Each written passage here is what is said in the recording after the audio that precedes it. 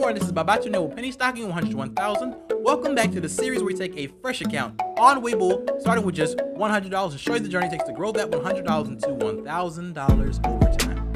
And we're back today, is July 28th, 2019. Markets are red. And when we last left the series off, we were in an actual earnings play overnight call option on TNDM, Tandem Diabetes. And as you can see, the markets this whole week have been bloody red. Some of the worst performance in history of the stock markets on a single day have occurred this week. So making history around here. So pretty much all earnings plays this week have turned out to be red, regardless of the company is great or not. So I lost on that one. And something told me, it's funny because something told me at the last couple minutes of the bell, on Monday before the earnings release, something told me my option was worth $120. I could have sold it for $120. I bought it at $150. I could have sold it at $120. Something told me to just sell it, but I was like, no, I still want to see what happens. So yeah, the stock got beat down a bit. Maybe lost 6 or 7% on the stock. So, my option, I lost. I think I ended up selling the contract for $5. I bought it for $150. I ended up selling it for $5 on Thursday. Before the close, somebody finally bought it because nobody was willing to bid on it because they knew that the strike price was I think 65 or something like that. Nobody was willing to bid on it, so it just didn't. Not 65, like $100 strike price, and it was trading at about $80. So nobody was willing to bid for that. It was just too out of the money.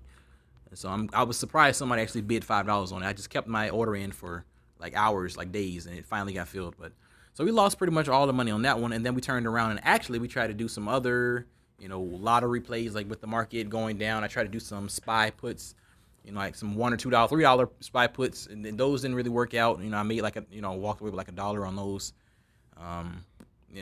Just all over the place, and so we lost. We started out the series the first week. We started out, I think my account was at like $300. We were doing really well. I uploaded $150 and then I turned it in $300 in the first week. And then we just, from literally 2 options plays, completely obliterated all those profits and everything that I started with. So today we decided to go ahead and put $105 in the account.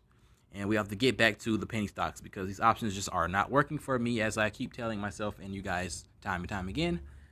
But so we put $105 in the account today on Friday. And so we're going to get started with the penny stocks. Now, right now you can see I'm in GHSI over the weekend.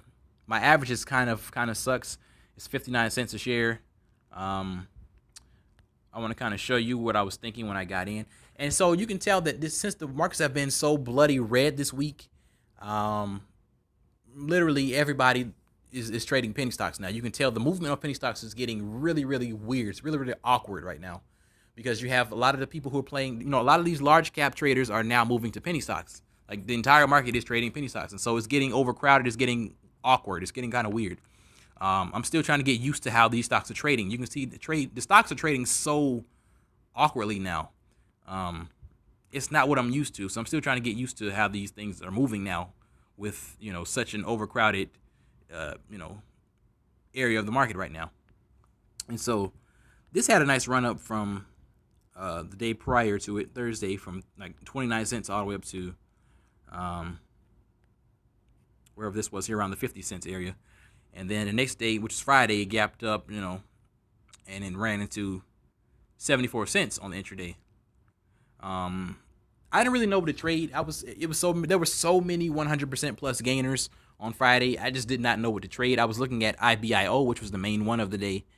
But when I saw it, it was at 220 a share, and I saw that there was a pre-market high of 250, and I just didn't want to buy that close up into the likely a double top. So I just pretty much stayed away from that one. Unbeknownst to me, IBIO actually went from, the twos. It did, find resistance at the 250s initially, but it came back down and supported itself around the twos, and eventually pushed up to 340. So it would have been a good play, I guess, if I got in, but I just didn't trust it. It was really the play of the day. Had like 300 million in volume on IBIO, but it was just so many different plays, and I'm trying to get used to this. Like the stocks are moving kind of awkward because there's just so many people. It's hard to get filled. It's hard to get in. it's just overcrowded right now. And the movement is trading like, large caps in a sense. Like you can see here, this is where I got in here on GHSI today. Because these stocks are trading like, algorithmic stocks like large caps. You can see here, this candlestick here, this is where I bought it. And the wick extends down, way down here to 50 cents a share and comes all the way back up to about 60 cents here.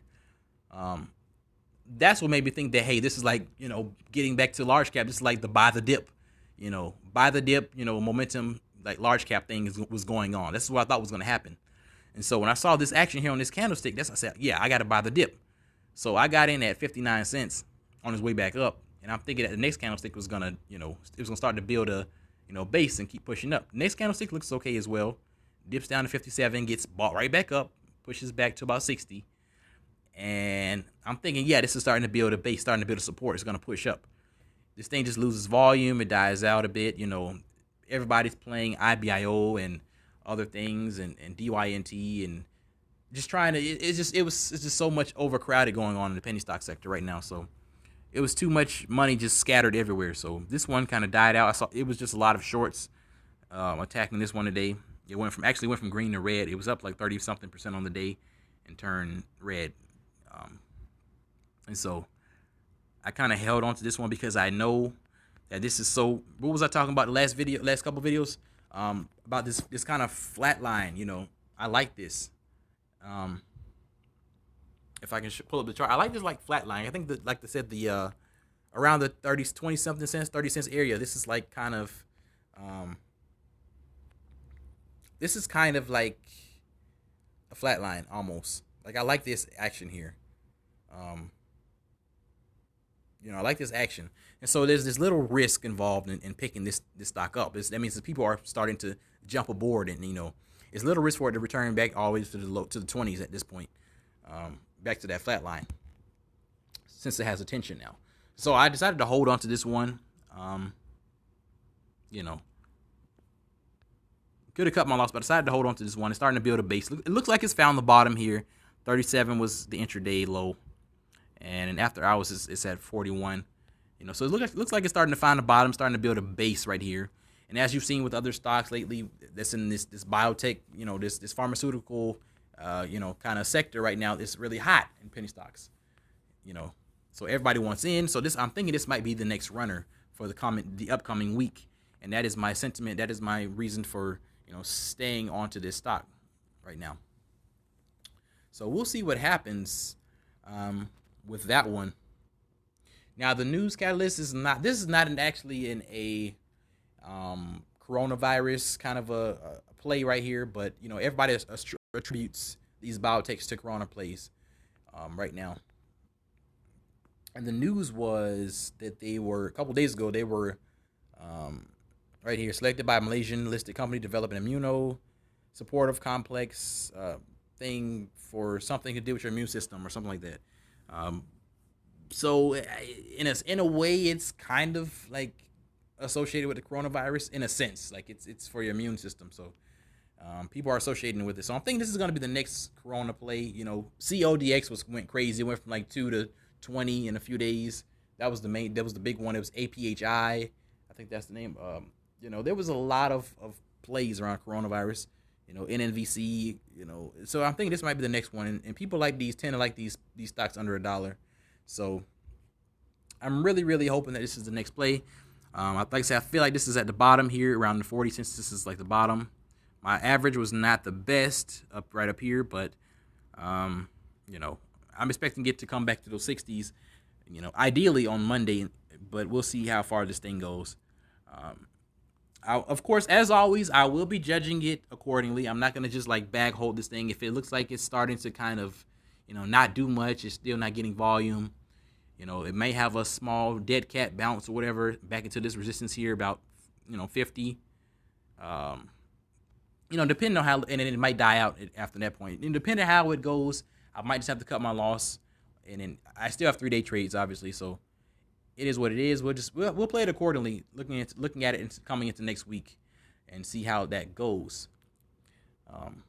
And so that was pretty much the recap for this, unfortunate, bloody, historic week in the markets. And you can feel free to leave a comment in the section if describing how you feel about everybody overcrowding the penny stock sector right now. The large cap traders intersecting this market, where we live and thrive. How do you feel about that? Do you like it? Do you not like it? Do you hate it? Does it help you? Like, I would love to hear your opinions as well. So leave a comment down below. And until next time, we just encourage you all to stay motivated, stay inspired, study hard, and eventually, penny stocks will reward you. Thank you.